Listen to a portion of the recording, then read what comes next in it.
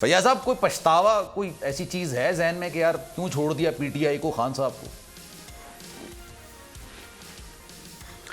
बिस्मिल्लाहिर्रहमानिर्रहीम। देखें, एक मुसलमान के लिए जो रेड लाइन है ना, वो नबी पाक सल्लल्लाहु अलैहि वसल्लम की ज़ात अक़दस है। बिल्कुल। बस एक मुसलमान के लिए जो है ना, वो रेड लाइन है, पहली चीज़। दूसरी चीज़, अब जबकि पूरी दुनिया के अंदर खिलाफत ख़त्म हो गई और जमहूरी ममालिक में मुसलमान उम्मत मुस्लिमा तकसीम हो गई और इज्तिहाद के ज़रिए से हमने इसको एक्सेप्ट कर लिया कि यही एक सिस्टम है जिसके अंदर एक मुसलमान मुल्क और माशरा चल सकता है। अच्छा, तो ऐसे माहौल के अंदर अपने मुल्क पाकिस्तान से आगे कोई चीज़ नहीं है। पाकिस्तान अव्वल व आखिर पाकिस्तान, जीवे जीवे पाकिस्तान, राज दुलारा पाकिस्तान, आंख का तारा पाकिस्तान, अव्वल व आखिर पाकिस्तान, वतन अजीज पाकिस्तान। ये दो लेकिन सर, मैं क्योंकि मुझे जैसा ये क्योंकि गुफ्तगू चल रही है ना, मेरी बात सुलेमान, मेरी बात, अच्छा चलिए, आप कंप्लीट कर लें, बात सुनो तसल्ली से। अभी तसल्ली, फैयाजुल हसन चौहान की ज़ात, उसकी सियासत, उसकी सोच, उसकी फिक्र, उसकी आइडियालॉजी इन दो पिलर्स पे खड़ी है। सही है। रेड लाइन नबी पाक सल्लल्लाहु अलैहि वसल्लम की ज़ात है और पॉलिटिक्स और जनाब अव्वल व आखिर एक सियासतदान की हैसियत से वो पाकिस्तान है। तो जनाब वाला बात यह है कि पाकिस्तान को मद्देनज़र रख के जब ये मजबूरन ये फैसला किया है, तो आज मैंने जो बातें की, मेरे बातें करने के बाद 7-8 दिनों में हर लीडर आके ये बात कर रहा है कि गलत मशीर, गलत मशीर, गलत मशीर, गलत मशीर। सही है, बात दुरुस्त हो गई। सर, ये 9 मई से पहले क्यों फैयाज साहब को ख्याल नहीं आया कि पाकिस्तान हरफ आखिर है और उसके बाद कोई बात नहीं हो सकती? उस वक्त तो ये मैंने अभी पूरा बयानिया पढ़ा, आपने सुना होगा, ये पूरी जो चीज पढ़ी है आपने, मेरा इब्तिदाई सुना होगा, उसके अंदर कॉल और फेल के अंदर तजाद हर जुमले के अंदर खान साहब के। उस वक्त फैयाज साहब का ईमान क्यों नहीं जागा सर? अब तसल्ली से 3 मिनट टोकना ना बीच में, ना आपकी 3 मिनट डिलीगा, 1.5-2 मिनट तक। फैयाजुल हसन चौहान ने नहीं सुन ले। अच्छा, बोलिए। आपकी इत्तला के लिए अर्ज है कि फैयाजुल हसन चौहान ने आज से 1 साल पहले भी इमरान खान साहब को यही मैसेज दिया था, जो खान साहब का क्लिप आपने दिखाया कि रियासत से टकराना नहीं, वरना रियासत हरकत में आएगी। बिल्कुल। फैयाज चौहान ने अपने ऑडियो व्हाट्सएप मैसेज के ज़रिए से खान साहब को ये मिन्नत की थी कि खान साहब रियासत से, फ़ौज से, ISI से मत टकराएं, हमने सियासी जंग लड़नी है, हमें टकराना चाहिए PDM से, हमें टकराना चाहिए पीपल्स पार्टी से, हमें टकराना चाहिए नून लीग से, हमें टकराना चाहिए मौलवी फजल रहमान की पॉलिटिक्स से। मैंने पूरी जिम्मेदारी के साथ।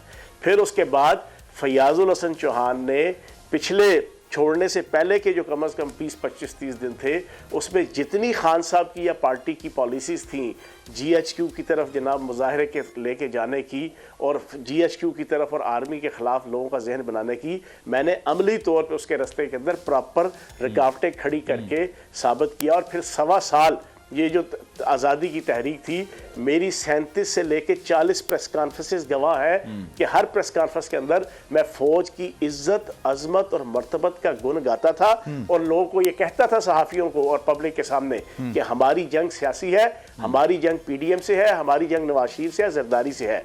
मेरी ये बातें 1 नहीं 2 नहीं, कम से कम 35 से 40 प्रेस कॉन्फ्रेंसेस गवाह है और लाहौर और पिंडी का हर सहाफ़ी गवाह है और ये सारे एंकर्स गवाह है। जब ये मुझसे सवाल पूछा करते थे कि फौज से टकराव के हवाले से, तो मैं ये जवाब देता था। सही है, मैं तो कम से कम इस मामले सर मैं आपकी बात सुन ली सर, अब मेरा सवाल भी सुने ना, मेरी बात आपकी बात हो गई सर। मुझे वो प्रेस कॉन्फ्रेंस भी बता दें जिसमें फैयाजुल हसन चौहान साहब ने ये कहा हो कि अगर खान साहब ने पाकिस्तान, फौज 71 की बात की, बांग्लादेश की बात की, तो मैं सबसे पहले पार्टी छोड़ दूंगा।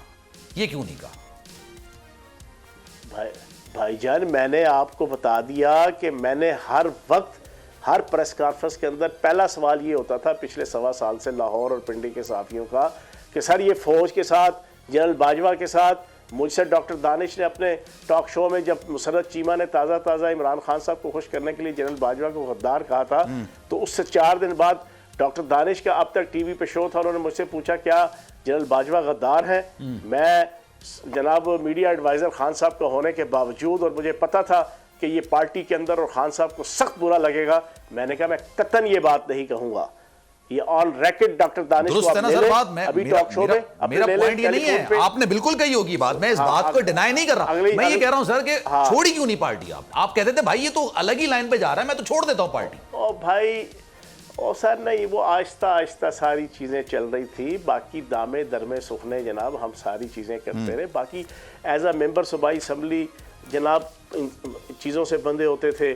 फिर पिछले 1.25 साल के अंदर जो असल साजिश इस मुल्क के साथ हुई, गैर मुल्की ताकतों ने, मुल्क दुश्मन ताकतों ने, उनकी एजेंसीज ने पाकिस्तान के अंदर सोशल मीडिया को एक ऐसा दज्जाली टूल के ज़रिए से यूज़ किया कि उसको आर्मी चीफ के खिलाफ, ISI चीफ के खिलाफ, फौज के खिलाफ, अदालतों के खिलाफ, अदालतों के खिलाफ और प्रो इमरान खान और प्रो PTI चाहे अच्छी बात करते थे, गलत करते थे, अच्छी हरकत करते थे, गलत हरकत करते थे, उनके हक में और अदारों के और पाकिस्तान के सिस्टम के खिलाफ एक ऐसा माहौल क्रिएट कर दिया कि कोई बंदा भी अगर उसके खिलाफ सोशल मीडिया या इलेक्ट्रॉनिक मीडिया पे इज्जत और एहतराम से भी कोई अपोज करने की कोशिश करता था तो उसके खिलाफ एक तूफान बदतमीजी की जो अभी भी आ रहा है और मुझे हंसी आती है अपने उन नौजवानों के ऊपर कि जिनको अभी तक क्लियर नहीं हो रहा कि अपने मुल्क की फौज के ऊपर दुश्मन मुल्क की फौज हमला करती है, अपने मुल्क के लोग नहीं करते। बेहतरीन बात है सर, बहुत बेहतरीन बात।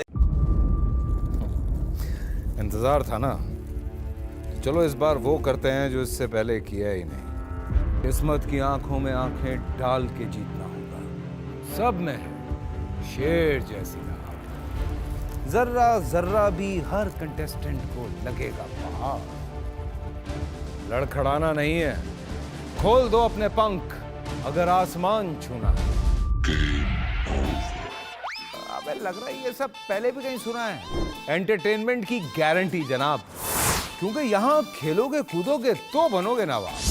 खुश रहो पाकिस्तान। खुश रहो पाकिस्तान बुध और जुमेरात शाम 7 बजे सिर्फ बोल एंटरटेनमेंट पर। सब्सक्राइब करें और बेल दबाएं ताकि कोई खबर रह न जाए।